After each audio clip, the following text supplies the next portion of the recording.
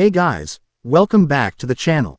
This is the story of what if Naruto got in the manipulation of girls. But before we start, please support for more amazing content. And consider subscribing to my channel, share this video with your friends, and now let's start the video. Prologue. The change. There, he laid what few possessions he'd be taking on a scroll, sealing them inside with a brief pulse of chakra and a puff of smoke. He shoved it carelessly into his hip holster, not caring whether it ripped or not. After all, his most precious treasures were locked inside the most secure vault of all, his head. A look of melancholy briefly crossed his features as he turned to look at his stripped, bare room. He was human, no matter what some of Hi's more superstitious peers seemed to think, and to say that he wouldn't miss what had been his home for most of his life would be a lie. There were memories here, good memories, though they numbered few and far between. He cherished them as best as he could, though they had started becoming increasingly distant and unreal, more like dreams than memories, as time went by. He let out a breath he didn't realize he'd been holding and squared his shoulders, pushing the thoughts away with a small effort. Power and knowledge were part of what a ninja was. Dejection and homesickness, on the other hand, were not. Inwardly, he scowled. The old man's weakness, compassion, a small part of him said, but he squashed the thought ruthlessly, must have rubbed off on him. He didn't think of himself as evil, per se. He just had a different set of morals, and less inclination to hide his intentions. He snorted suddenly, a wry smirk curving his lips upwards as he recalled Sarutobi's appalled reaction to his abominations. As the elder ninja had called them. As if what the Uchiha had done to their own flesh and blood for generations was any better, and look at what it had gotten them, their own little police force. After all, it wasn't as if any of the villagers he'd volunteered had been doing anything terribly important with their lives. And Anko would thank him when she realized the full potential of the gift that he'd given her. Probably. As for the 60 babies, if one of them did show any signs of the first's bloodline traits, he'd have brought back jutsu that had been effectively lost forever. A pity that Sarutobi hadn't seen things his way. His thoughts shifted to the other reason he was preparing to leave the village he'd called home for nearly 40 years, and he frowned. Namikaze Minato had been an interesting boy from the moment he'd graduated from Ninja Academy, showing outstanding levels of aptitude in ninjutsu, taijutsu and genjutsu alike. Though he'd been assigned to Jiraiya's team, the Snake Sennin had also taken a vested interest in the young genius, taking him under his wing and teaching the boy in addition to his own genin team. He'd even felt a sort of detached pride when the blonde had made Junin at the tender age of 14, making him one of the youngest to achieve that rank in the history of the Leaf. He hadn't been prepared for the incredible pace at which the boy had continued to advance, absorbing jutsu at a pace that rivaled his own. And he certainly hadn't been prepared for Sarutobi's declaration that the next Hokage was not going to be him, but Namikaze. The revelation had thoroughly erased any goodwill he might have had for the younger ninja, replacing it with a simmering feeling of resentment and, though he'd never admit it, hurt betrayal. As if merely thinking of the Hokage to be had been some sort of horrible summoning jutsu, barely a moment had passed since his thoughts when a voice came from behind him. "It doesn't have to be this way, Orochimaru-san." Quote. The man who had spoken watched with a sense of faint fascination as Orochimaru visibly transformed in front of his eyes. The slight slump of his shoulders shifted subtly, his body's language sliding from surprise to cool confidence in one smooth motion. The ninja's face hardened, becoming like a mask, a sheet of wrought metal that slammed down in front of his emotions. It was disturbing, to say the least, to think of how long Orochimaru had fooled him, had fooled everyone, into thinking that it was his real face. It couldn't have been more fake if he'd used a henge. "To what do I owe this honor, Hokage-sama?" Orochimaru asked smoothly, the honorific more like a curse coming from his mouth. Minato winced at the spite carried in the title, the O. Nay, that Orochimaru thought of as rightfully his. He had his work cut out for him. A small part of Orochimaru briefly wondered how Namikaze Minato, with his unruly mop of shining golden hair and electric blue eyes so bright they practically glowed in the dark, could ever have concealed himself in the shadowy room. The rest of him mentally scowled, his brilliant mind rapidly running through a list of jutsu that he might use to get himself out of the situation he found himself in. The presence of Jiraiya's star pupil meant that the perverted idiot himself was probably hidden somewhere nearby as well. I'm not the Hokage, sensei, Minato said, biting back a sigh of exasperation as he shed the formal san honorific for the more familiar term. Not 10 seconds had passed since he'd arrived and he was already starting to regret his decision to come here. Yet, Orochimaru shot back, his mask slipping a little. Sarutobi's all but draped the mantle around your shoulders. It's just a matter of time. In reality he hadn't wanted the title so much for itself as for the power the title would have granted him, but Namikaze didn't need to know that. Pushing the thoughts out of his mind, he focused on his surroundings. Jiraiya was no slouch at concealing himself thanks to his daily research expeditions to the women's hot springs. Still, even if he still hadn't figured out the secret to had damned invisibility jutsu which Jiraiya and the old man insisted on using only to watch naked women, still, Orochimaru's skills in camouflage were second to none. Which was why it was so disturbing when he could find nothing. Either Jiraiya had suddenly gotten a hell of a lot better at hiding himself in the past week or so since Orochimaru had seen him, or Jiraiya-sensei isn't here, Minato said, spreading his hands apart. Inwardly, Orochimaru groaned. The blonde was far too honest for his own good. Admitting potential weaknesses to people they trusted was an irritating character Florida. That both Jiraiya and his pupil shared, and one that the Snake Sennin himself had unsuccessfully tried to purge from them.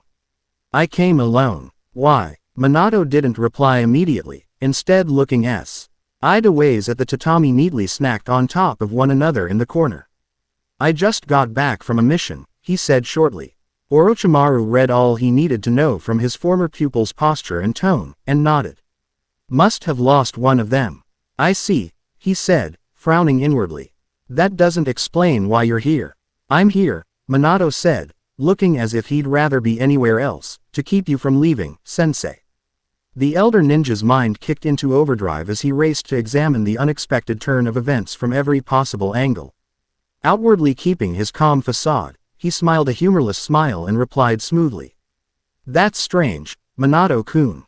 Because the last I'd checked, the Hokage himself, you know, the man whose word is absolute law in this village, was on the verge of killing me himself. But instead graciously chose to give me the option of desertion and exile to be broken on pain of death. I doubt he suddenly experienced a change of heart in the past 3 hours or so. Minato frowned, his vibrant blue eyes darkening to the color of a stormy sea.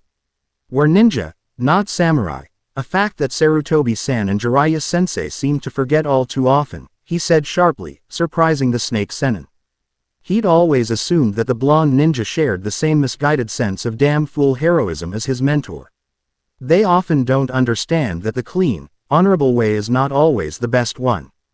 There are often paths leading through darkness that reveal better outcomes, and it's exactly because we're ninja that we have the option to take those paths. Ah, so the boy had learned. Orochimaru leaned forward slightly, intrigued. And keeping me in Konoha is part of one such path.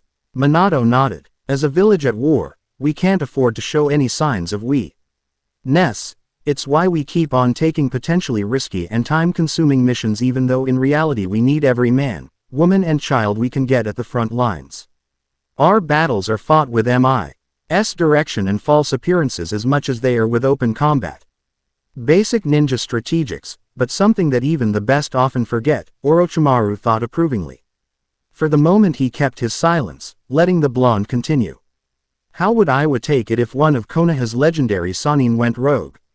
You know how the war escalated after Tsunade-san left. They'd probably strike full force. As soon as they made sure you really had left, there would be untold losses on both sides, and even if we won we'd be crippled for years. Why, Minato-kun, Orochimaru said lightly, an amused light dancing in his eyes. You say that almost as if you expect me to care. Minato bit back the frustrated growl that threatened to leave his throat. He reminded himself that one of Orochimaru's favorite weapons on the verbal battlefield was deliberately baiting his opponent, trying to get them to slip up and reveal something. He wasn't going to fall for it. He knew that Orochimaru was extremely pragmatic, to the point that some of his more disparaging peers said that he was probably part demon, and in all likelihood, could watch Konoha burn to the ground without turning a hair. His loyalties lay not in Konoha, but in the few people he knew as friends, although it was unlikely that he'd ever admit it to their faces. All 9 of the Biju would visit Konoha for a formal tea ceremony before that happened. That wasn't to say, of course, that he couldn't be tempted. I wasn't expecting you to do this out of the goodness of your heart, sensei. Minato took a deep breath, and laid all of his cards out on the table.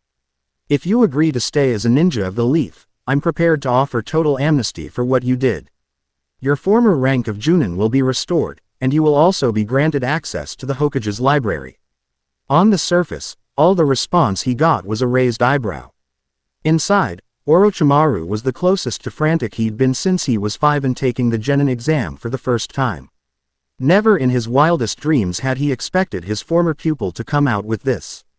Isn't that a bit much to grant someone who, let's see, not only murdered dozens of innocent OHA citizens as well as several leaf ninja in cold blood, but also undertook atrocious experiments on their corpses, and planted a potentially fatal seal onto a young genin who was receiving training under him, and last, but not least, injected foreign DNA into the cells of 5 dozen newborn babies, the large majority, perhaps all, of which will not survive to see their first birthdays.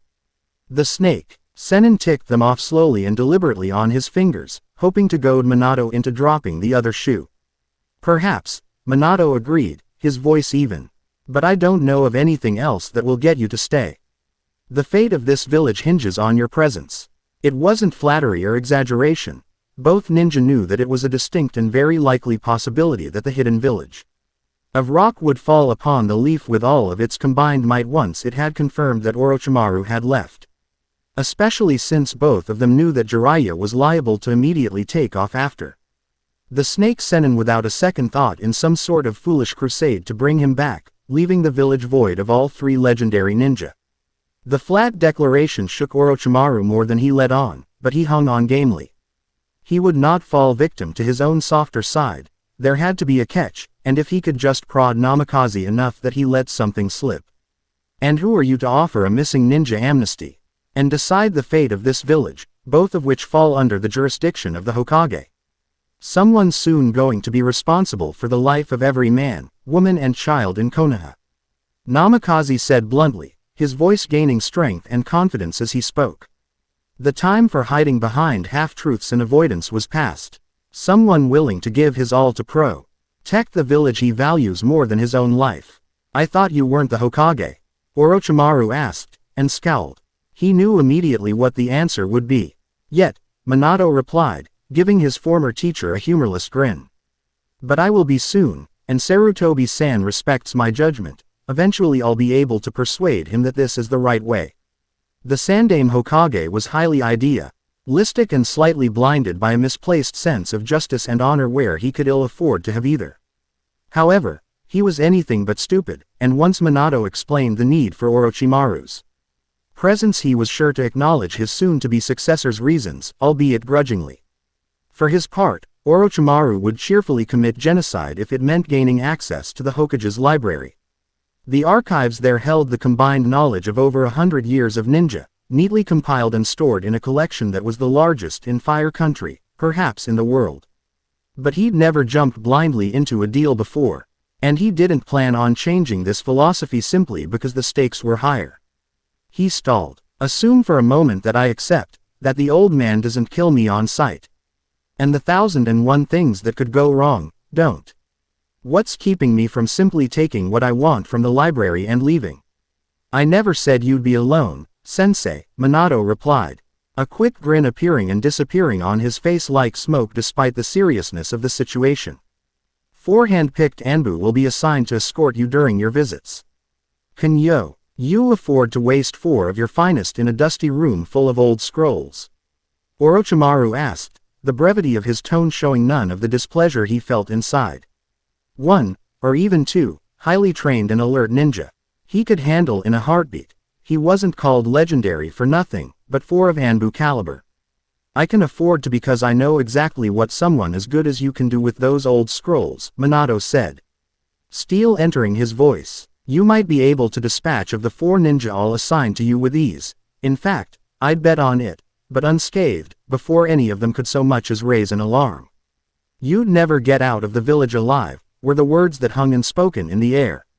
The blonde's normally cheerful blue eyes were hard chips of ice, and to his own Sue.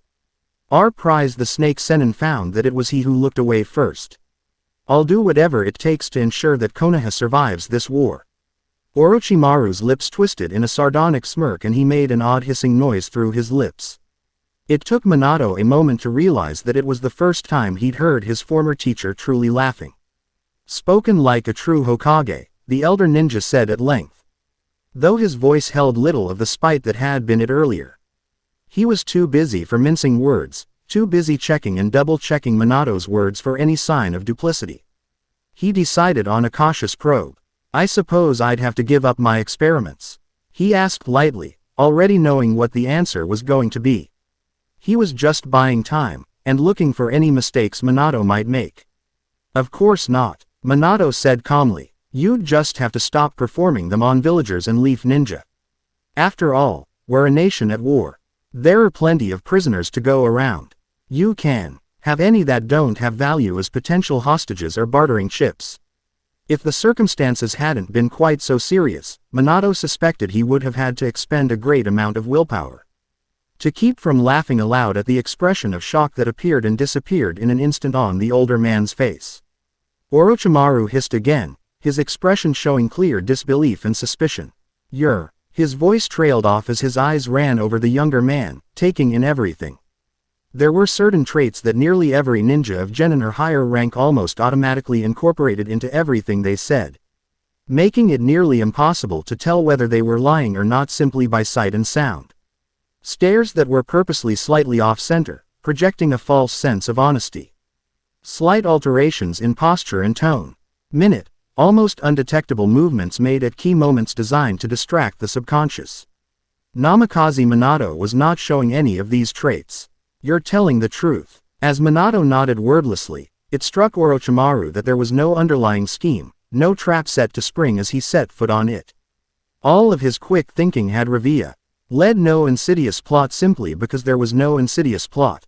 Namikaze Minato truly meant to keep him in the village solely to ensure the Leaf's continued existence. There were no strings attached. Only the condition that he stay and let things be as they had been.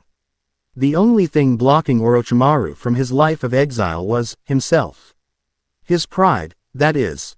His pride, standing between him and a near-limitless archive of techniques, taijutsu, ninjutsu, genjutsu, along with the resources to continue his studies unhindered in home. Minato watched as the older man's eyes lost focus, as if he was deep in thought.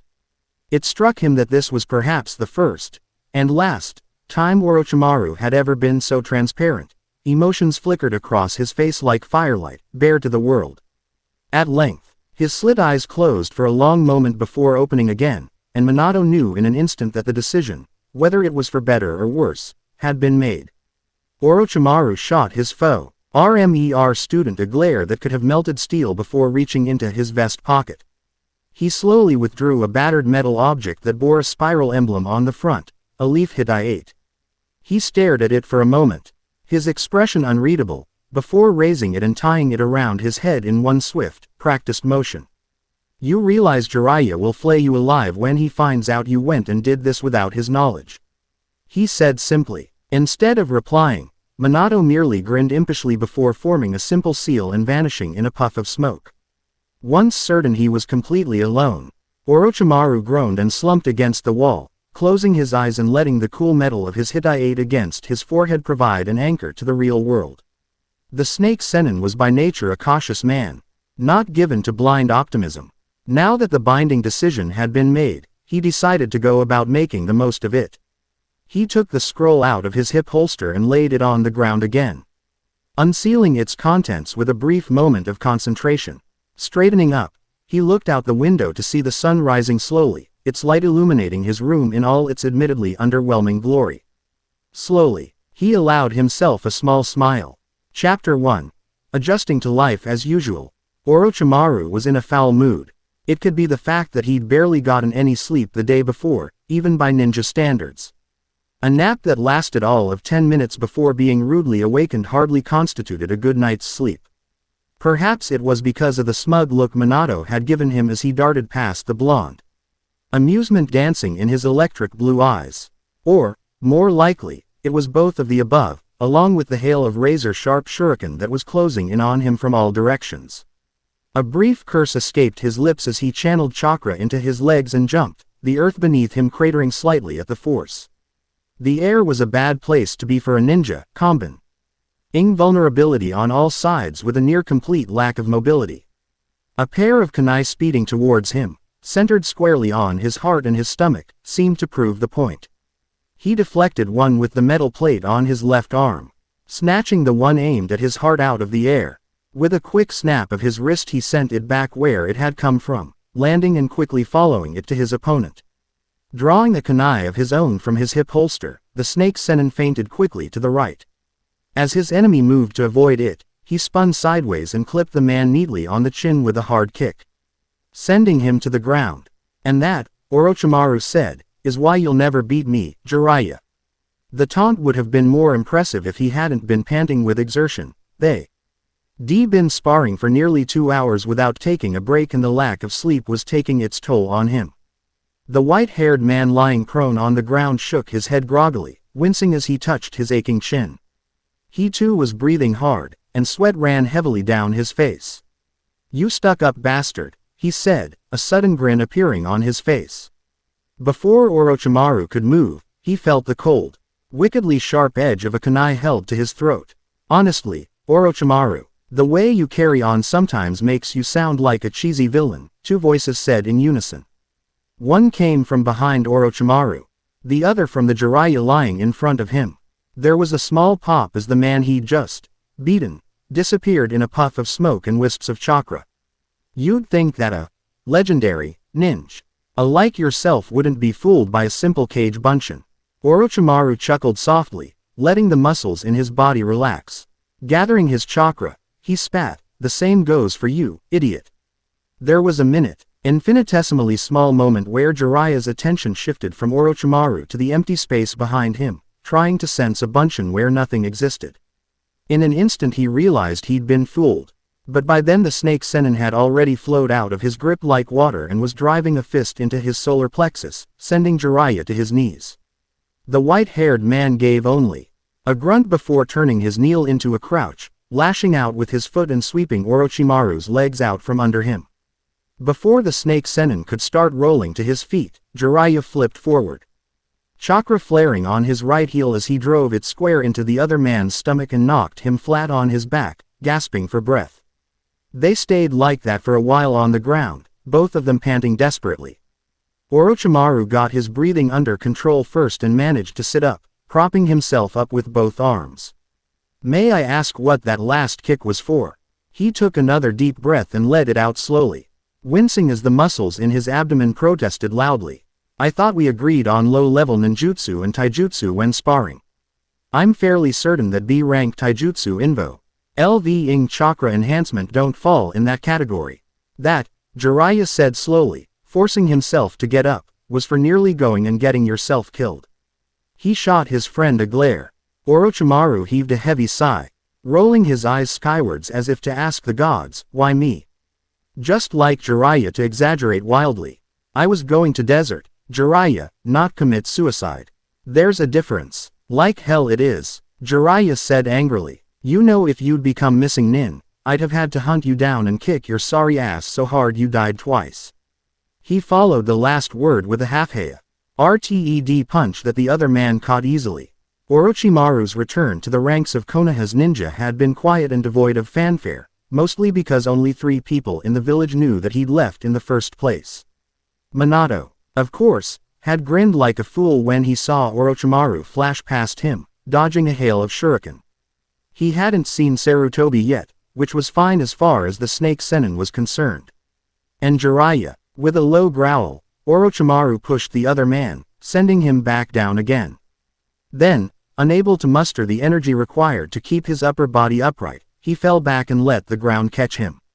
"Waking me up at dawn with a bale of explosive tags wasn't enough." "Fuck no," Jiraiya replied, laughing. "This spar is only the beginning." Orochimaru groaned, covering his face with the palm of his hand. Just kill me already and get it over with. Jiraiya seemed to be mostly unfazed by the fact that his closest friend and rival had nearly gone rogue, apparent L. Why happy enough in the fact that Orochimaru had, in the end, not become a missing nin. The snake Sennin wasn't sure what to think about that. What'd be the fun in that? After a few minutes, Jiraiya flipped to his feet and offered the other man a hand. After a moment, Orochimaru took it and hauled himself upright, gingerly feeling his sore muscles. Come on. I've got 2 bottles of chilled sake waiting for us at the Roaring Fire. Orochimaru blinked as he recognized the name. It was a pub that Jiraiya frequented. It's not even noon yet, Jiraiya. I know, Jiraiya said, grinning. You know, what happened last time you decided it was a good idea to get drunk in the morning. The image of a hopelessly inebriated Jiraiya prancing naked through Konoha's streets in broad daylight flashed through the minds of both ninja. I know. Jiraiya repeated, and this time, you're getting drunk with me. The Toad Sennin's grin didn't falter in the slightest as he grabbed his friend by the arm and started dragging him towards the village proper, ignoring the long string of increasingly creative cursing that followed in their wake. While Jiraiya was busy putting Operation Drunken Snake into action, Namikaze Minato was tending to other, more serious matters. The sun was shining, birds were singing, and Minato was getting his ass verbally handed to him in a paper bag. And that's why he's still in the village and not a missing nin, Hokage-sama. Minato-kun. Hokage-sama. Minato kept his tone clipped, eyes facing forward, the image of an obedient ninja. Sarutobi sighed heavily, unable to muster the ire to shout. Slowly, he sat back in his chair and rubbed his eyes with the balls of his hands, letting the warmth seep into his eyelids. He seemed to sag somehow, aging visibly before Minato's eyes. Well over 50, Sarutobi was certainly old, especially by ninja standards. But the man sitting in the Hokage's chair was suddenly ancient beyond his years, like some incredibly old relic from a forgotten age. Let's dispense with the pleasantries, Minato-kun. What am I going to do with you? Cocking his head to one side, Minato frowned. I'm not sure what you mean, Sarutobi-san. What I mean, Sarutobi said, is that you cannot act so impetuously if you are to become Hokage after I step down. What were you thinking? With all due respect, Sarutobi-san. How could you promise him access to my library? The older man continued, completely ignoring the young man standing in front of him. Do you have any idea what someone like Orochimaru could do with some of the techniques archived there? Minato cleared his throat. Well, have you seen what he did to those people, Namikaze? Sarutobi said, shaking his head in disgust. Some of them were barely human anymore. I had to put some of them out of their misery because there was no way they'd ever function as normal people ever again. Sarutobi-san, Minato said forcefully, some of his own annoyance seeping into his voice. If you would let me get a word in edgewise instead of dwelling on the horrors you saw, horrors which would have been perfectly acceptable had they been performed on Iwa Ninja. I might add. Then perhaps I would be able to explain my reasons for acting the way I did. Sarutobi considered berating his young successor for his lack of respect, but decided against it and motioned for him to speak. It was Sarutobi himself, after all, who had told him to speak frankly. Simply put, Konoha stands a better chance of staying on the map with Orochimaru in it than without him. The older man raised one skeptical eyebrow. Do tell. The blonde spread his hands apart, starting to explain. One of the major reasons why Iwa hasn't invaded full force yet is because 2 of three legendary ninja still reside here. You know better than anyone how damaging their last major assault was. Sarutobi had to nod reluctantly at that.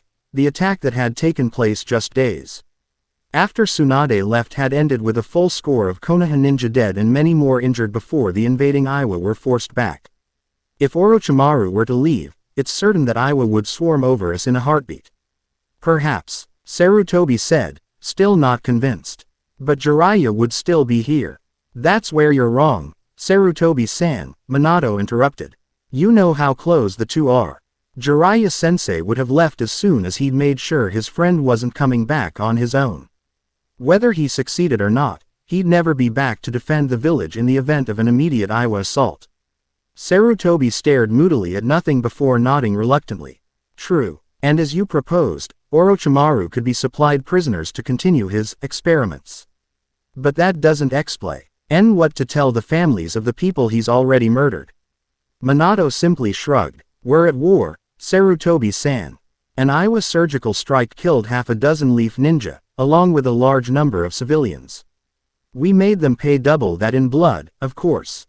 For a moment Sarutobi stared at his young successor, who gazed back calmly in return. Sometimes losses must be accepted in order to grasp greater results. The blonde quoted. It was one of the first things you taught me. Trust me, Sarutobi-san. I wouldn't have chosen this course of action if I wasn't sure this was the best path to take. We need to think on a larger scale. You know what would happen if Iowa was to strike while our morale was at its lowest. There was a short silence as Sarutobi went over everything in his head. At length he merely grunted, unable to find any obvious holes in Minato's argument. We'll discuss this again later. Taking it as his dismissal, Minato bowed and was about to leave when Sarutobi motioned for him to stop. I wasn't finished, the elder ninja said. There's still the matter that you acted outside your bounds as a simple jonin, offering privileges that only the Hokage has the right to bestow. Mentally, Minato cursed and braced himself for addressing down. Sarutobi-san, I can explain, Minato-kun. Sarutobi finished. His voice sounded as if he couldn't decide whether to be angry or exasperated. What is there to explain? You completely overstepped your authority, and there is nothing that can be said or done to deny it. Minato let his gaze fall to the floor. You were young, and quick-thinking, and at the same time wise beyond your years, part of the reason I picked you to be the protector of this village when I stepped down. But the fact remains that you acted impetuously, on an instinctive gut impulse, though I question whether you admit it even to yourself. There's a reason laws exist, Minato-kun, and it's not because they should be broken, even by Hokages to be. That you acted with the best interests of Konoha in mind was commendable. The means you used to achieve that end were not. The Hokage sighed again, taking off his wide-brimmed hat and laying it on his desk. He seemed to be searching for words. In the end he settled on lighting his pipe and leaning back, letting the comforting smoke fill his lungs. He stayed like that for a while, letting Minato sweat in silence. Normally, this would be a matter to bring before the council. Minato barely suppressed a groan. He and the council had never quite seen eye to eye. But, seeing as the entire matter is known to exactly 4 ninja in this village, I think we can lay this to rest. Minato started to grin, but Sarutobi cast the young blonde a glare that made his smile wilt like a dying flower. Be very, very glad you were right, young one. Your actions could have sealed this village's fate just as easily as if Orochimaru had left. The Sandaime Hokage got up and put a hand on the younger man's shoulder. A humorless smile on his face. Next time, though I would prefer that there never is a next time, consult me first before acting. He turned away, letting his gaze settle on the view outside. Dismissed. Minato nodded quickly, and an instant later, Sarutobi found himself alone. Orochimaru breathed a sigh of relief as he closed the door behind him. Trained ninja or not, carrying an unconscious, fully grown man halfway through the village and dumping him in his home was not exactly his idea of a light walk in the park. It certainly didn't help that his clothin' G was charred thanks to the aforementioned unconscious man. Halfway through his 4th bottle of sake, the white-haired idiot had decided to show off his fucking amazing kaden. Apparently he'd been so drunk he'd forgotten that his breath was heavily laced with alcohol, turning his small puff of flame into a roaring fireball that would have had the Uchiha taking notes. One nearly incinerated pub, a frantic Sweden and a slightly charred Orochimaru later, Jiraiya had laughed uproariously and ordered 3 more bottles. I don't know what's the bigger godsend, that the owner shut up after I threatened to feed him to Manda, or that the idiot passed out before he finished stripping, Orochimaru thought. As he finished the thought he staggered slightly, one hand coming up to rest against the wall for support. The snake Sennin scowled. Alcohol dimmed the senses, slowing reflexes and reactions to a potentially fatal degree. It was why most ninja didn't drink, though Jiraiya seemed to be the sole exception. A burst of killing intent and a thin whisper on the wind were all the warning he got before a kunai slid through the air past him, shearing off a few strands of his hair and embedding itself in the wall directly behind where his throat had been moments before. Orochimaru darted to the left as a line of deadly projectiles perforated the ground next to him. A brief line of pain flared across his cheek as one nicked him. If he hadn't jerked his head to the side at the last moment, his attacker would have sent him to an early grave. He didn't mind. After all, it was what he had trained her to do. A shadow detached itself from a nearby building, flipping through the air and landing in front of him. The afternoon sunlight revealed a young girl in her early teens, twirling a set of kunai through her fingers in an intricate pattern. Judging from the fierce frown on her face, she wasn't pleased. Strange, I'm sure she doesn't know I was going to leave, Orochimaru thought, trying to figure out the reason his student was so angry. Not that she wasn't normally angry, but today she seemed especially pissed for some reason. Where the fuck have you been, sensei? Mitarashi Anko demanded, her scowl deepening. Do you have any idea how much this fucking hurt? She accented the last part by jerking a thumb towards her neck, where Orochimaru could see a seal that vaguely resembled a flower with 3 petals. The Ten no Juin. Oh, that. Orochimaru barely suppressed a long, heavy sigh. A pity it had to be the foul-mouthed, rebellious one who survived. Anko raised an eyebrow as the snake Sennin didn't reply. Then the wind shifted to blow in her face and she recoiled as the heavy scent of smoke and alcohol assailed her senses. The hell, I thought you didn't drink. I see the pain did wonders for your delicate, flower-like personality, Orochimaru muttered sourly, ignoring his pupil's outburst. He shut his eyes tightly as an abrupt wave of vertigo threatened to overtake him. The adrenaline had only served to quicken the spread of alcohol through his body. Bite me, Anko replied eloquently, sticking her tongue out at her mentor. You ever going to teach me how to use this goddamn thing? Or am I supposed to figure it out myself? Despite the dizziness brought on by drinking for hours straight with the self-proclaimed booze Sennin of Konoha, Orochimaru's mind was already weighing the situation. He'd known that Anko had survived the application of the seal, the only one out of 10 potentials to do so, but he hadn't had the chance to test the abilities T granted before Sarutobi had gone and stumbled on his other experiments. He sorely wanted to take his student to the nearest training ground and let her release the seal completely, but in his current state he wasn't sure he'd be able to mold his chakra properly in the event something went wrong. In the end he decided it just wasn't worth it and shook his head. Day after tomorrow, training field 8, 6 in the morning. He said shortly, and forced the chakra needed into his legs to propel him home. Entering, he let himself flop down bonelessly on the bare floor and closed his eyes, hoping to catch up on his lost sleep. He'd barely relaxed his muscles when a huge, blunt impact shook his door and an angry voice sounded from outside. Don't brush me off like that, damn it. Damn, he'd forgotten that Anko knew where he lived. 2 days later found Orochimaru and Anko standing in a grassy field, the latter tapping her foot on the ground impatiently. I haven't felt any different at all since this thing died down, Anko said in lieu of greeting, disappointment plain in her voice. Hurt like a bitch and all I got was a new tattoo. You have to trigger the seal, Orochimaru replied, leaning against one of the practice dummies. The type 1 gave to you only triggers when you try and draw more chakra than your body can safely supply on its own. And when Orochimaru wanted it to, Anko didn't need to know that particular fact.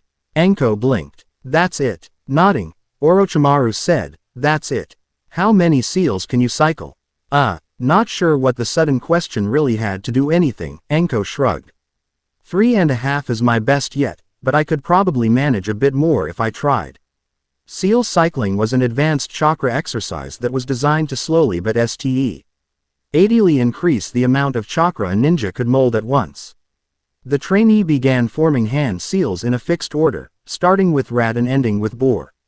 As each seal was formed, chakra was drawn out of the inner coils and molded into potent energy, ready for usage.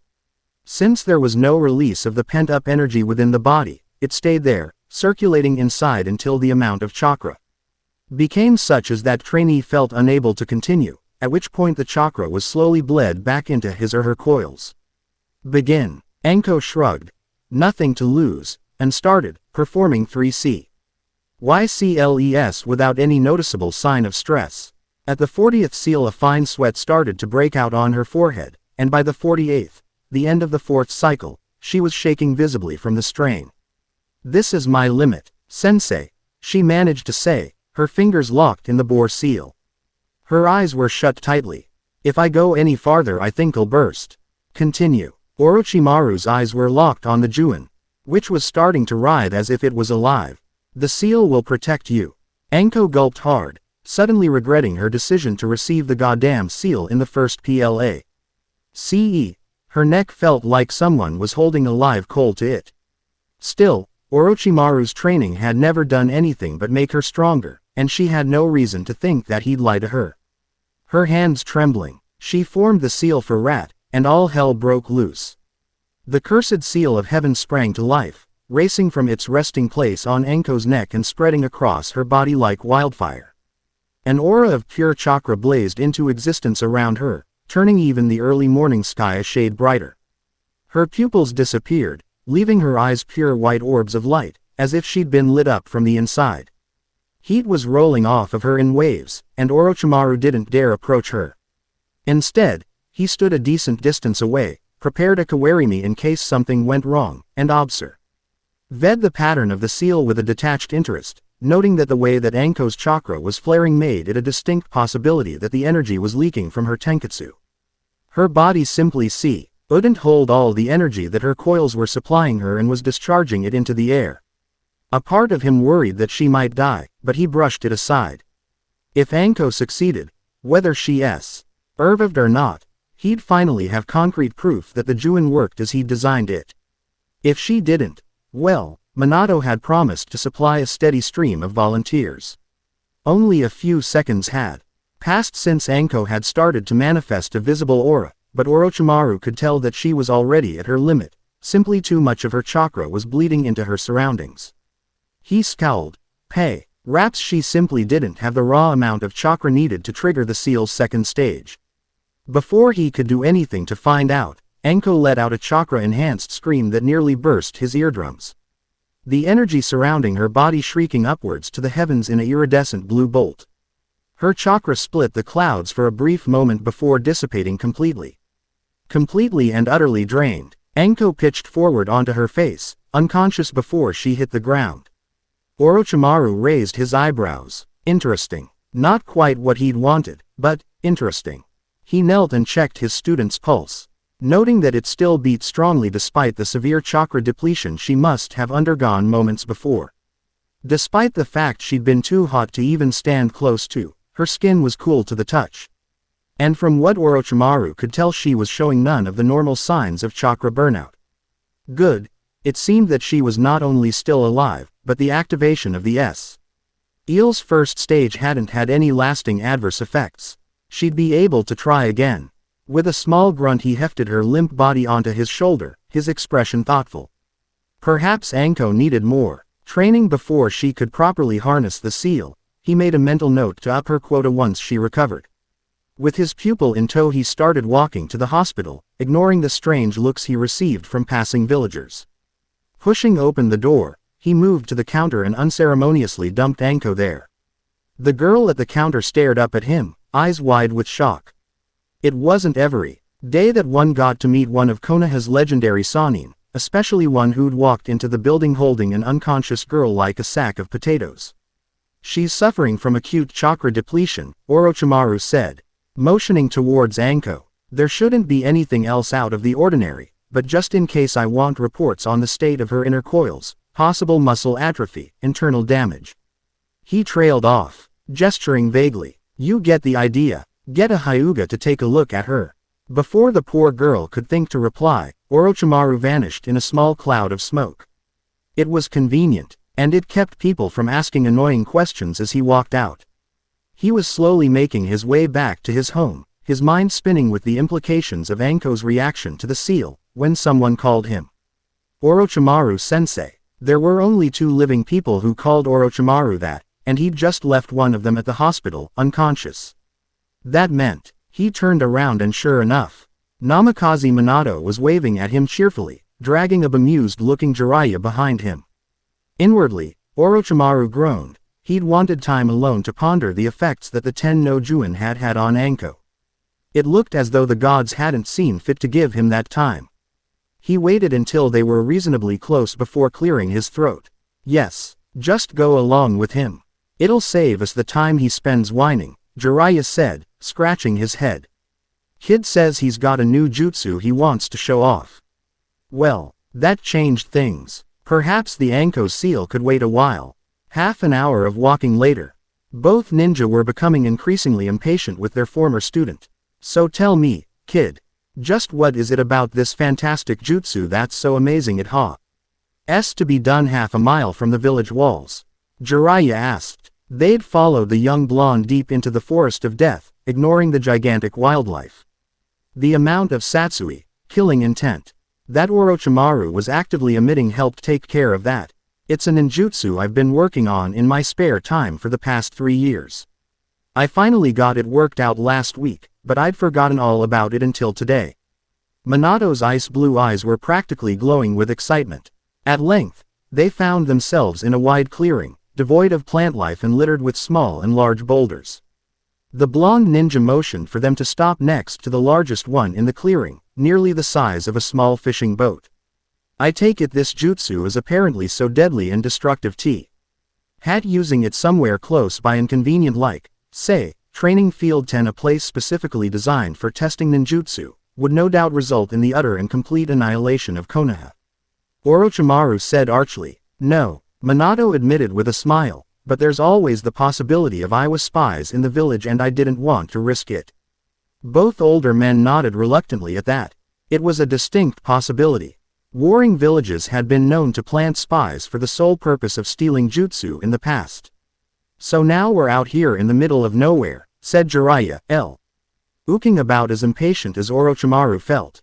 And if any ninja could follow the 3 of us this far without being noticed, it's probably the goddamn Tsuchikage himself with his elite hand-picked squad of invincible death ninja. And we're all fucked anyway. So come on, out with it. Minato's face split in a quick grin at his mentor's words before he extended his right hand, his brow furrowing with concentration. Orochimaru raised an eyebrow. No hand seals. The blonde didn't reply. A few moments passed without anything out of the ordinary and Jiraiya had just opened his mouth to ask a question when it happened. Chakra coalesced in Minato's palm, spinning rapidly around and into itself until it formed a small orb that grew until it reached the size of a grapefruit. A high-pitched whine, like a forceful gale, started to emanate from the orb as it began to shine brightly. Slowly, Minato turned and touched the orb to the boulder lightly, seeming to push it in the stone. They watched as the orb drilled effortlessly through the stone. Instead of weakening as it contacted the boulder, the revolving sphere actually began to spin faster, growing larger as it chewed clear through and out the other end. Dispersing in an explosive whirl once it met no resistance. Silence fell for a moment before Jiraiya let out a low whistle and started clapping, while Orochimaru smiled approvingly. Jiraiya was the first to speak. From the looks of it, I'd say you were making a matrix of controlled chakra, spinning it around a focal point in the center, the part that glowed so bright. But how do you get it to become so destructive? By all rights, all that should have done was maybe make a slight impression on that boulder, not bore straight through it. Orochimaru stepped around to look at the back of the huge rock, noting that the hole was much larger than the orb Minato had first formed. He stood there for a moment, staring wordlessly at the gutted boulder. Reverse chakra, he said at length, rubbing his fingers against his chin thoughtfully. You forced the chakra on your palm to revolve in a direction opposite that of your body's natural flows. The controlled disorder was the reason the chakra became so powerful. Eventually became self-sustaining, capable of keeping its shape and actually increasing in power after it left your hand. I imagine it'd be fatal if used against a person, even one using body armor or the iron body technique, like turning on a high-speed fan in their intestines. Minato nodded slowly, looking slightly put out. I wasn't expecting you to pick up on the last concept so quickly, he said, heaving a sigh.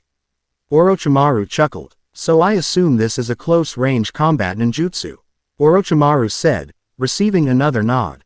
He noticed that the younger ninja wasn't even breathing heavily. How much chakra does it expend? Almost none, Minato replied, grinning full force again.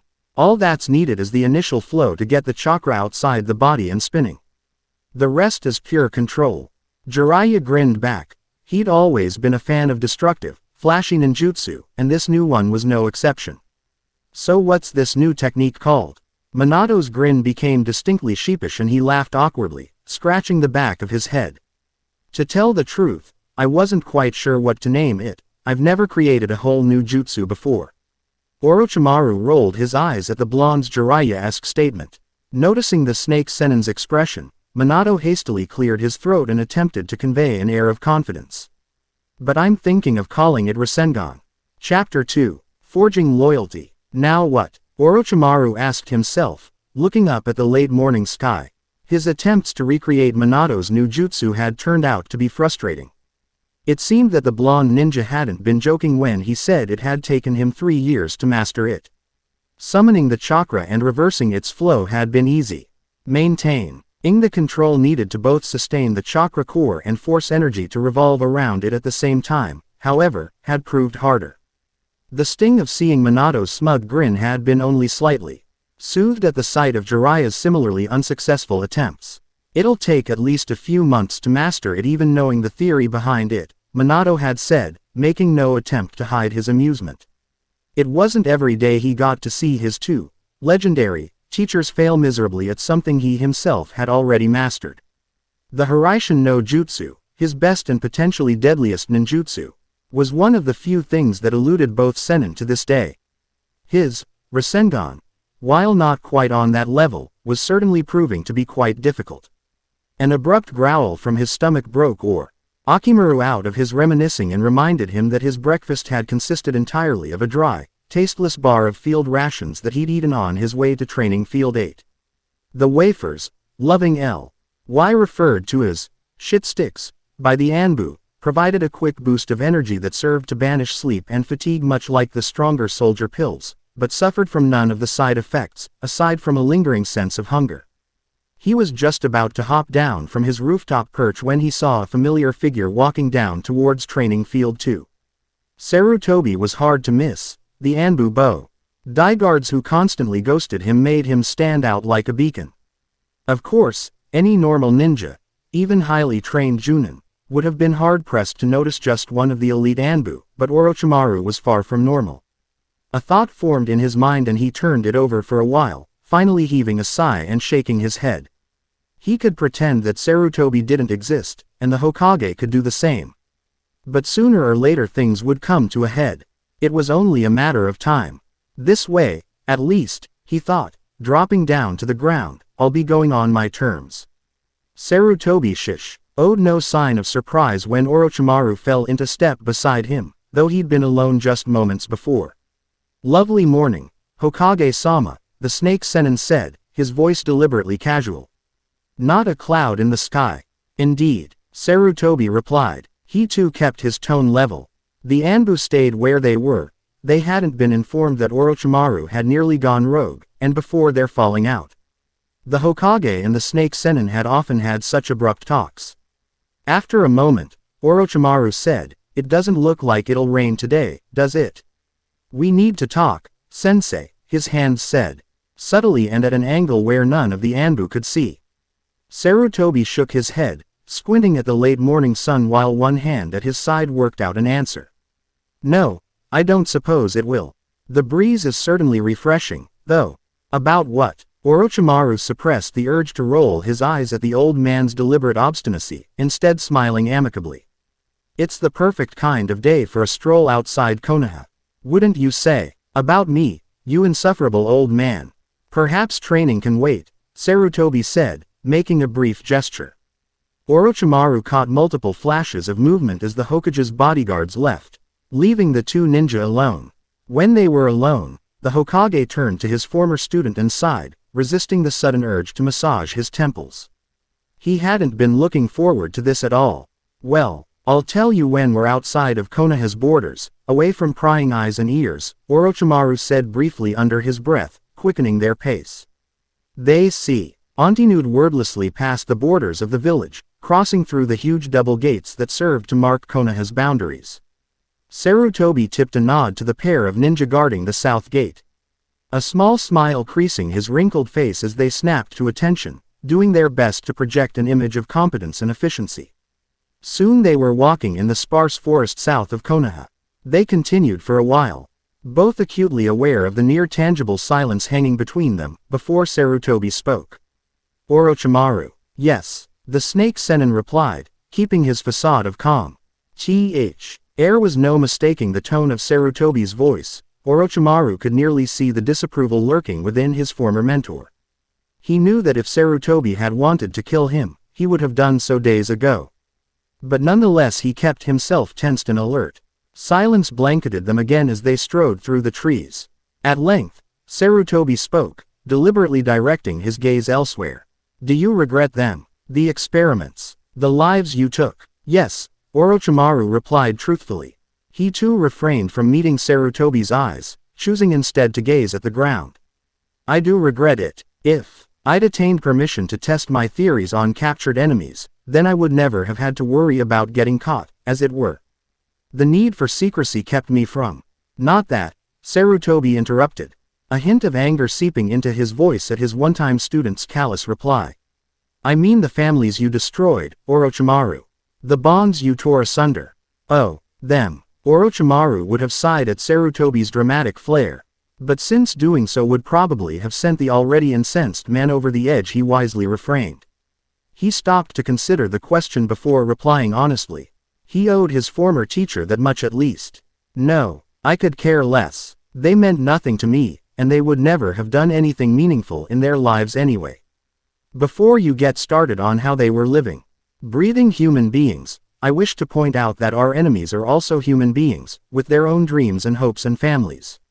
While I admit that what I did was against the law, as a ninja I feel no regret over taking the lives of others. Orochimaru smiled thinly. If you wish to talk about laws, I'm open. Morals, on the other hand, are not my field of expertise. Sarutobi just sighed, closing his eyes. The conversation was heading into territory that the two ninja had covered many times before. He already knew how it would end. Namely, with both men unable to come to an agreement. I won't comment on that, because you already know what will be said, Orochimaru finished, his smile fading a little. We could argue for days over this, Sarutobi-sensei. I know it because we've done it before. The Hokage noted the sensei honorific and nodded slowly. For better or worse, though, it appears that we'll simply have to tolerate each other, since Minato-kun seems hell-bent on keeping me here. Sarutobi would have replied, if the ground beneath him hadn't suddenly exploded, impaling him in a circle of jagged stone. His eyes widened in shock and blood started to seep from his mouth. Before he disappeared in a cloud of smoke that dissipated to reveal a log wearing the Hokage's robes of office, skewered with shards of rock. Orochimaru was off the moment. Sarutobi died, darting into the trees to his left just as another burst of razor-sharp stone erupted where he'd been standing. He let chakra flood his system in a brief deluge of energy, providing him with a short burst of power that would keep his body working at its full potential until his body's natural supply of adrenaline took over. It was a technique many of the higher-ranked ninja preferred to use in lieu of a warm-up even when training, effectively letting the trainee simulate an ambush, a very real possibility when on a mission involving hostile ninja. Orochimaru allowed himself a grim smile. This was no simulation. The snake Sennin seemed to materialize like smoke behind one of the enemy ninja, quickly slitting his throat with a kunai and melding into the shadows again before the body had even hit the ground. He spared a quick glance at the dead ninja's Hittite, noting the symbol of two boulders, one larger than the other. Iwa, a patch of undergrowth next to him changed, revealing itself as Sarutobi under a simple, but effective henge. In a fight against an unknown number of assailants, the basics were often more important than flashy, high-level jutsu, simple. Why? Because said flashy jutsu took far too much chakra to use and then have enough left in case of an emergency. Especially when the basics got the job done with a minimum expenditure of effort. The Hawk-Age was in a black bodysuit with faded silver armor plating, having shed his bright robes when he performed his kawarimi. We'll continue this discussion later, Sarutobi growled, his voice low enig. To be inaudible by anyone more than a foot away. 2 in the trees, 3 in the ground. Just what 6 Iwa ninja were doing so close to Konoha was a question that would have to be answered later, after the threat had been neutralized. Both ninjas seemed to fade into the sparse undergrowth, doing nothing to reveal their positions. They were skilled, that was true. What they weren't was invincible, and all the skill, all the knowledge and experience in the world wouldn't save them if a single kunai or jutsu found its mark. Full frontal assault had its uses. It was glorious, demoralizing to enemy and made a hell of a better story to tell one's grandkids than, I snuck up in the dead of night and slit their throats while they were sleeping. But it had a way of getting one killed from time to time. One Aiwa already lay dead in the undergrowth, which left the odds at slightly less than 3 to 1.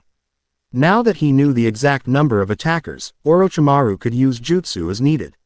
Leaving Sarutobi to fight in the trees, Orochimaru took a huge breath, formed a single seal and sunk seamlessly into the ground, letting the solid earth flow around him like water. Ninja of the Stone tended to favor moving through dirt and rock, believing correctly that most other shinobi would be more susceptible to attacks from beneath their feet. Over time it had become a distinctly Aiwa tactic, along with the more advanced Doden ninjutsu, which allowed brief physical combat and even usage of other jutsu while underground. In fact, the idea of Iwagakure earth walking had become so entrenched in the elemental countries that even the stone ninja themselves had become used to the idea that the field of subterranean battle was theirs alone. Orochimaru grinned. It was so easy to kill Peo. Who so deeply believed in their own superiority. A quick series of 4 seals twisted his chakra in his body, pushing it out and keeping the earth around him from smothering him without the need for concentration. Free to channel his energy elsewhere, the snake Sennin delved deep into his mind and withdrew a jutsu that had long since fallen into antiquity. Used normally, Tenchi Kutai no Jutsu was impractical and draining at best. All the genjutsu did was swap the target's sense of up and down. However, maintaining such an illusion when the mere sight of the open sky could bring the target back to reality required enormous amounts of chakra that, at best, would only serve to slightly disorient a ninja. Even without breaking the illusion, a skilled shinobi could ignore his or her body's signals and continue to fight, albeit at suboptimal capacity, while the user was busy channeling chakra to maintain the jutsu. These fallacies, coupled with the gradual dominance of Aiwa in subterranean fighting, one of the few situations where the jutsu could conceivably be used without consuming monstrous amounts of chakra, had served to drive it into obscurity. Contrary to what his peers thought, Orochimaru did possess a sense of humor. It lent itself mostly to cases of black irony, like Aiwa ninja losing their way and perishing underground. He expended a fair amount of chakra to blanket the area around him with the genjutsu, instead of focusing it upon a single target. Once the illusion was firmly in place, he stopped actively maintaining the flow of chakra and followed it with another subtle genjutsu that would keep the ninja from noticing that they should have broken the surface by then. The double-layered genjutsu would add to the believability of the fake reality. They'd burrow until they ran out of chakra and suffocated. He rose out of the ground to see an unharmed Sarutobi kneeling over 2 unconscious Aiwa Junin, using a razor-sharp kunai to methodically sever their tendons without excessive blood loss. It took more time than using chakra scalpels, but it was far more permanent and often served as an effective demoralizer to captured ninja. The Hokage didn't look up as Orochimaru walked over, busy making sure that the stone shinobi would never walk, or, for that matter, do anything but breathe under their own power, again. I take it you dispatched of your attackers? He asked mildly. Orochimaru smirked. You could say they got a little lost. Genjutsu, the Hokage said after a moment, nodding slightly. Are you sure they've been taken care of? It'd take an Uchiha's Sharingan to break a double-layered genjutsu that quickly while earth-walking, Orochimaru replied, shaking his head. They haven't popped up yet, so unless they possess in him and lung capacity they're well on their way to suffocation. Earthwalking, it couldn't be called tunneling, as the jutsu left behind no tunnel to speak of, did little to provide the user with air, It was why most users preferred to stay close to the surface where they could rise immediately in the case of an emergency. I see you've spared yours, Orochimaru observed, his voice indicating disapproval. He himself preferred to finish his opponents off when he could. It made for less potential enemies in the long run. Sarutobi gave a small tisk. I would have thought you'd know better, Orochimaru, he said, shaking his head. This hunter-killer squad was sent to assassinate me specifically, seeing as how they attacked despite seeing my robes of office. The fact that they remained undetected despite infiltrating so close to Konoha is also cause for worry. Something is amiss, and one cannot interrogate dead ninja. They failed spectacularly in killing you, Sarutobi-sensei, Orochimaru noted. Though they both knew that it was probably the Snake Sennin's presence that had made it into such an easy victory. Still, something was amiss. Normally the presence of an S-ranked ninja like himself would have been cause enough to call off or delay such a potentially dangerous and important strike. Sarutobi finished his work and stood up, seeming to relax slightly as the chakra that had been flooding his body, forcing it to work at levels that belied his age, was reabsorbed into his inner coils. He nodded at the two crippled ninja, who were still unconscious and showed no sign of waking up in the near future. Orochimaru raised an eyebrow. Surely you don't expect me to carry both of them back to the village. The Hokage only grinned, his voice gaining a slight edge as he replied. Surely you wouldn't burden an old man like me with carrying such exceedingly burly, heavy ninja. The old man who could throw both of these exceedingly burly, heavy ninja all the way back to Konoha if he wanted to. Orochimaru replied, though his voice held no real venom. He stooped and grabbed the Iwa ninja by the back of their vests, dragging them along on the path back to Konohagakure as Sarutobi followed behind. I take it this means you're paying for lunch, he said over his shoulder, stifling a laugh at Sarutobi's appalled expression. Needless to say, the illustrious members of Konoha's Anbu torture and interrogation squad were most surprised when Orochimaru entered the office, dragging behind him two unconscious and heavily beaten Iwa ninja, followed by the Hokage himself. The Junin was completely unharmed. As was Sarutobi, though his robes of office looked like they'd been used for target practice by a disgruntled weapons master. Before anybody could do more than snap to attention and try to look busy, Orochimaru dumped both enemy ninja onto a nearby desk, turned neatly around, and moseyed out, amicably talking to the Sandaime about a pleasant lunch at the Silent Leaf. Stunned silence reigned as they looked at each other, unsure of what to think. At length, one of the younger Anbu let out a huge sigh, scratching idly at his short, spiky ponytail. It's Tuesday, isn't it? He asked, not even bothering to look at the calendar. Without waiting for a reply, he slowly forced himself to his feet, grabbed the Iwa ninja by their vests and began dragging them away.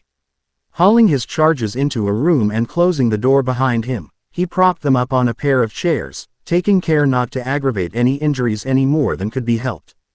There'd be time enough for that later. During the interrogation, after all, they must possess some vital knowledge if the both Orochimaru and the Hokage himself had seen fit to bring them in. Though it looked as though they'd been thoroughly crippled, he started the arduous process of checking both men for poison tooth fillings, suicide pills, and other various ways of killing oneself, just to make sure. Troublesome, he muttered, prying the first ninja's mouth open and sticking his fingers in. Half an hour later found Orochimaru and Sarutobi walking into the Silent Leaf, perhaps the only food establishment in Konoha that catered exclusively to shinobi. It showed in the interior decorating. Instead of tables, the inside was divided completely into a multitude of small rooms padded heavily with sound-dampening material. Though the walls were thin enough to be broken easily in the event of an attack, the building was bereft of any windows, instead lit completely with dim artificial lights. Each room was completely bare except for a simple wooden table and a stack of tatami in the corner, making it nearly impossible to plant any kind of listening device or camera. In short, the restaurant sacrificed comfort for complete privacy. The odds of an assassination attempt within a hidden village were close to none, even in wartime, but spies were far more commonplace. The prices were exorbitant conside, ring the utter absence of any creature comforts, but when Konoha shinobi wanted to discuss matters which their enemies would cheerfully kill to hear, the Silent Leaf provided an absolute confidentiality that was surpassed by only 2 locations in all of Konoha. And, unfortunately, neither the Hokage's office nor the Anbu headquarters served decent kabayaki. Sarutobi sighed as he sat down, setting his hat down on the floor next to him. Tell me again why I'm paying. Because you forced me to perform the menial task of dragging 2 unconscious, heavy men all the way to Konoha, and also because you get paid far more than I do. Orochimaru replied, sliding into a sitting position opposite of the Hokage. He paused as a discreet knock sounded outside, and a moment later a woman entered with a small tray holding 2 cups and a softly steaming kettle. She bowed wordlessly before setting the tray on the table and exiting, closing the door behind her. Orochimaru poured the tea, passing 1 cup to Sarutobi and taking one himself. I believe we were having an argument on the subject of ethics and morality, Hokage-sama. He took a small sip before continuing. Though I doubt either of us wishes to continue. I don't, Sarutobi said, grimacing. I'd prefer to talk about topics that will actually get us somewhere. Like the conditions of your stay in my village. Orochimaru kept his silence, letting the quiet speak for him. Sarutobi's tone shifted, becoming more businesslike. Even as a Junin teaching his first team, he'd had no patience for dancing around issues, and old age had not tempered that bluntness in the least. You realize I can't give you access to my library immediately. That's not what Minato-kun led me to believe. Minato-kun, Sarutobi replied evenly, was operating completely outside the bounds of his authority. The only reason I haven't had him exiled along with you for his foolishly impetuous gamble is because the gods smiled on him, and his position happened to have some amount of merit. Quote, Orochimaru nodded. He'd expected as much. His words had been a simple probe for more information. Fair enough. When may I expect that part of the deal to be upheld?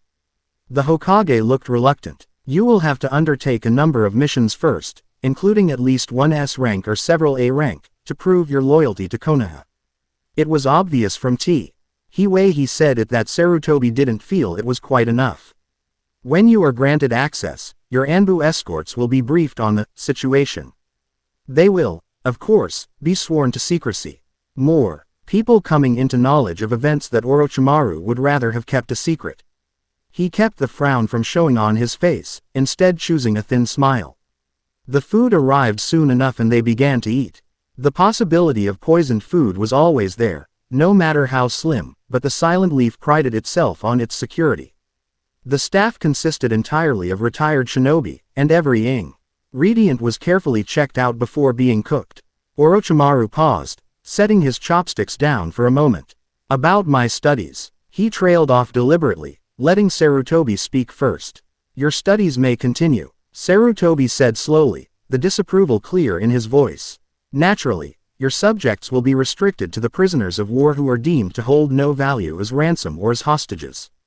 I'll also be expecting regular reports on your research at least 4 times a year. Is that acceptable? The tone of his voice suggested that Sarutobi didn't really care much at all whether Orochimaru found it to be acceptable or not. Orochimaru squelched the ire that had begun to simmer inside him. Of course, he managed to say, forcefully reminding himself that Sarutobi's demands were well within the bounds of reason. At least he didn't want someone watching over me. Speaking of my work, Orochimaru said casually, projecting an air of only slight interest. You had everything in my old laboratory disposed of, didn't you? To a casual observer, the Hokage's nod would have looked natural. Orochimaru, however, had had decades to study the man. The snake senin easily detected the minute widening of the eyes and slight intake of breath that were the only signs of Sarutobi's surprise. He knows something. Did anything catch your interest, perchance? No, Sarutobi replied, just an instant too quickly, as if he'd been expecting the question. Orochimaru's eyes narrowed for a moment before he inclined his head and slowly guided the conversation back to safer waters. Pity. I'd been hoping some records would have been left over, at least, he said, then waited a few seconds before speaking again. You said earlier that my test subjects would be restricted to enemy prisoners. May I have the Iwa Junin who attacked today? In reality, Orochimaru could care less about 2 crippled ninja, but he made a show of seeming interested. If they break without dying, Sarutobi said, glad to get off the topic of Orochimaru's old experiments. Although the chances of that are low, at best. They most likely knew that they were on a suicide mission. A few minutes silence passed as both ninja finished their meals, interspersed by small pockets of small talk. Having eaten his fill first, Orochimaru sat back, setting his chopsticks down. He stayed seated until Sarutobi spoke.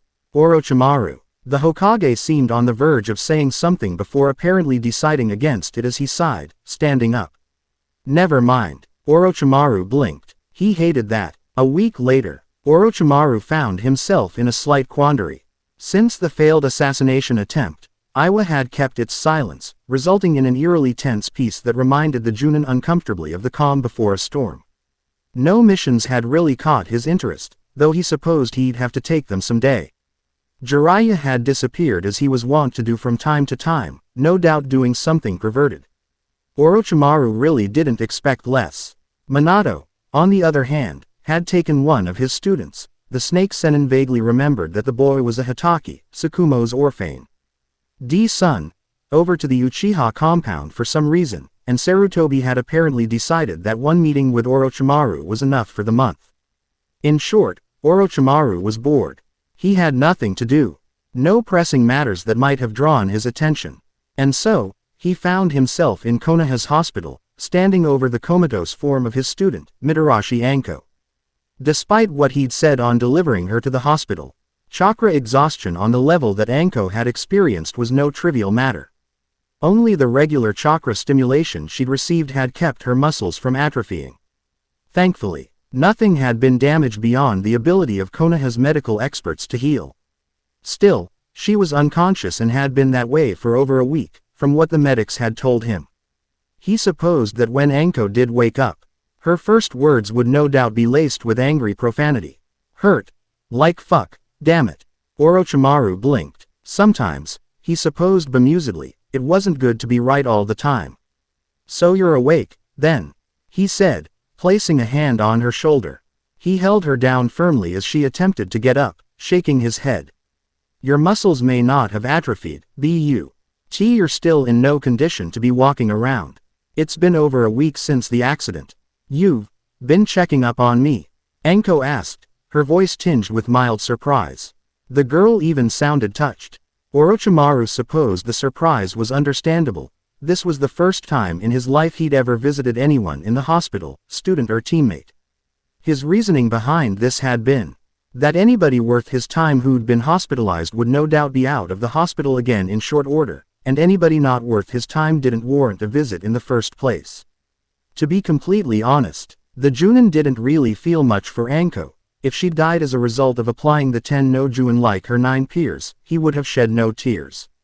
Only, perhaps, a detached sense of annoyance that none of the subjects had survived. She was an experiment and a useful tool, nothing more. Talented, granted, but nothing truly outstanding like Minato or Orochimaru himself had been. He did feel a sort of respect for the way she blatantly refused to fear him, or worship him like so many did. Curious, he'd asked her about her apparent lack of terror and awe at being in the presence of Konoha's evil Sannin, and had gotten a reply consisting entirely of a derisive snort and a kunai thrown unerringly at his groin. You look like a fucking kabuki actor, the genin had said in her high child's voice. Completely unafraid of her new Junin sensei despite the fact he'd easily caught the kunai in mid-flight. You'll get my respect or fear when you earn it. As if she was the one teaching him. Not the other way around. He blinked, snapping himself out of his memories. He'd dropped in only because he'd had absolutely nothing better to do, but Anko didn't need to know that. Fixing a smile on his face, Orochimaru nodded. Though he didn't feel any affection towards his young charge, the fact remained that as the sole living bearer of his experimental seal, Anko had become invaluable. And keeping her on his side would be wise. Though foul-mouthed and bad-tempered, the girl was still young and impressionable, and Orochimaru intended on taking advantage of that as much as possible. How are you feeling? The Junin asked smoothly, projecting an image of detached concern. If he seemed too warm, Anko would be suspicious, but the proper inflection used just so. Anko grinned wryly up at her teacher. The fuck does it look like I'm feeling? Her voice was already stronger than it had been before. Orochimaru mentally estimated that she'd be up and about in another day at most. She tried to move and winced, pain clear in her tone. It's like I got used as a training dummy by that crazy Maida bastard. What the hell happened to me? The seal overloaded your chakra pathways. But fortunately it seems that there's been no burnout, Orochimaru explained. He watched with some consternation as Anko's face twisted at the mention of the seal. I may have to revis the seal to mesh it properly with your system before trying again. Anko was silent for a time before replying. I didn't like it, sensei, she said, fear entering her voice for the first time. Orochimaru had taken her under his wing. It felt like I was being torn to bits from the inside out. Orochimaru mentally frowned. This wasn't good at all. Deciding to take an indirect approach, he said, that won't come for quite a while. Before we do anything with the seal, I'll have to step up your training regimen to bolster your chakra reserves as well as enhance your control and the state of your body. Since your teammates are, he stopped for a moment, dead on the tip of his tongue, and swiftly changed the term to one that held less grim connotations. Gone, I'll be training only you full time once you're out of the hospital. Thankfully, Anko didn't seem to have noticed his slip, happy at the mention of more attention from the Junin. The snake Sennin was harsh, but his training had been nothing but effective. And even when his attention had been divided between her and her teammates, she'd been able to feel herself improving noticeably. The prospect of being trained on nay on one basis was enough to drive any dismal thoughts from her tired mind. Really? Anko opened her mouth to say something more before her eyes abruptly snapped closed and she fell back on her pillow, unconscious. Shortly, her breathing took on the rhythmic pattern of deep sleep. Orochimaru wasn't surprised. Sudden unconsciousness was a typical symptom of those recovering from chakra depletion. And Anko had just been asking for it by talking so much directly after waking up. It had been an unexpected but beneficial coincidence that Anko had happened to wake up when she had, letting Orochimaru cement her trust in him more deeply than it had been before. It couldn't have gone more perfectly if he'd planned it. He stayed a moment longer, gazing down at his young charge with a smile on his face before vanishing. Leaving no trace that he'd ever been in the room. He was on his way back home when an Anbu with a monkey mask over her face materialized a few feet away in a swirl of leaves. Orochimaru looked around for a moment, making sure he was alone before making his way over to the kunoichi, who was staring at him expectantly. What is it? He asked, once he was close enough to be heard easily. The Anbu didn't often act as messengers, serving as couriers only for the most urgent of matters, such as attacks on the village or S-rank mission notifications. Monkey didn't reply, implied drawing a scroll from underneath her arm guard. Orochimaru's eyes widened slightly as he noted the black paper used only when assigning S-rank missions. Wordlessly, she handed it to him before disappearing again, leaving the Junin alone once more. He resisted the urge to unroll the scroll then and there, instead choosing to wait until he got home. Closing the door, he unsealed the scroll, took one look at its contents, and cursed angrily, destroying the delicate paper with a small cadence. This is what that imbecile was planning, he asked aloud, unable for once to hold his ire inside. He cursed once more for good measure and turned back around, leaving almost as soon as he'd come and heading for his temporary laboratory. He'd be taking no part in this utter foolishness. No, come on, Orochimaru. No, will you at least consider? No, you're just saying that to piss me off, aren't you? Yes. Jiraiya stopped, closed his eyes, let out his breath in an explosive sigh and flopped down on the small cot that occupied one corner of Orochimaru's temporary lab. Calling it an actual laboratory would be a stretch. The place was nearly barren, devoid of any comforts beyond basic heating and lights. A multitude of scrolls, books and esoteric diagrams were stacked on the walls. Orochimaru himself stood hunched over an unfurled scroll, brush in hand, frowning down it while taking care not to let any ink drip onto the paper. His brow was furrowed in concentration as he considered the modifications he'd made to the seal, theoretically, altering the channeling pathways like he'd done would slow the rush of excess chakra through the body, preventing the violent and uncontrolled burst of chakra that Anko's seal had caused. He still couldn't understand why the second level of the seal had failed to activate, though. Was he missing something? It was as if he was missing some sort of catalyst that would trigger the change. Would you at least tell me why you won't even think about it? Jiraiya asked, exasperated. Orochimaru had quickly gotten a rein over his emotions, and it was only with a small sigh that he set down his brush. It was obvious that he'd get nothing done with Jiraiya in the room. Because, my well-meaning but fatally idiotic friend, I have better things to do than accepting potentially suicidal missions. Like revising the jutsu I'm researching and looking for missions that won't get me killed. Besides, he continued, the entire purpose of Minato-kun's deal with me was to keep me inside the village. Tagging along with you on a NS-rank equivalent surgical strike which involves infiltrating deep into Iwagakure in an attempt to assassinate the Tsuchikage would be understandably counterproductive. Jiraiya pouted. The sight made Orochimaru shudder and look away, and said, well, we don't have to kill him, per se. Just spook him. Get him shivering in his sandals, you know. Put the fear of toads and snakes into him. Orochimaru rolled his eyes. It's obvious you're not taking this mission seriously, so you must have some sort of ulterior motive. I must profess that I'm curious about how you bullshitted this to Sarutobi. He's old, but he's certainly not senile.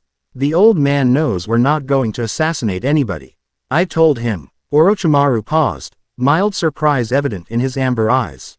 And he still let you propose a mission that would take us both out of Fire Country, the very thing that Minato-kun surmised would prompt a full-scale assault on Konoha. I'm not as stupid as you think I am, Orochimaru, Jiraiya said, snorting. While we're not really going to off the Tsuchikage, he doesn't need to know that. He sent a squad to kill the old man, right?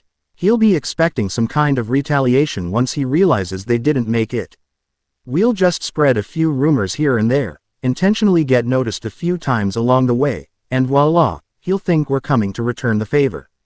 With Minato and the old man both here, Iwa can't be 100% sure of victory unless they attack with absolutely everything they've got, and they can't risk leaving their own village undefended. We N2 of Konoha's finest are going to assassinate their leader. Jiraiya, you are exactly as stupid as I know you are, Orochimaru replied smoothly. Has it occurred to you that a full assault would also include the Tsuchikage? Not to mention that if we got ourselves killed, Konoha would be doomed. I highly doubt that Sarutobi would sanction such a risky mission for an objective which you have yet to disclose. Jiraiya shook his head, the expression on his face that of a man explaining an obvious fact to a very young child.